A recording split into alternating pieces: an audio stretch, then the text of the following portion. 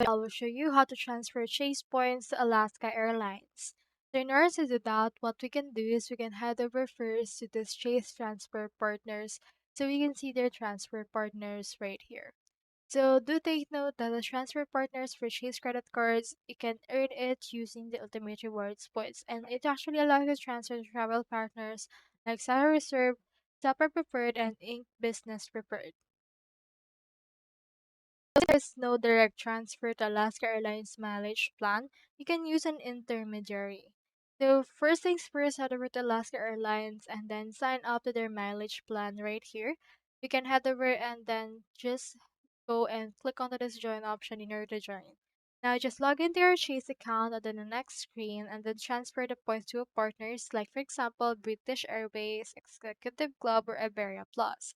So these airlines are part of the One World Alliance, which includes Alaska Airlines. Now just link your accounts all together and then you can transfer your points through that way.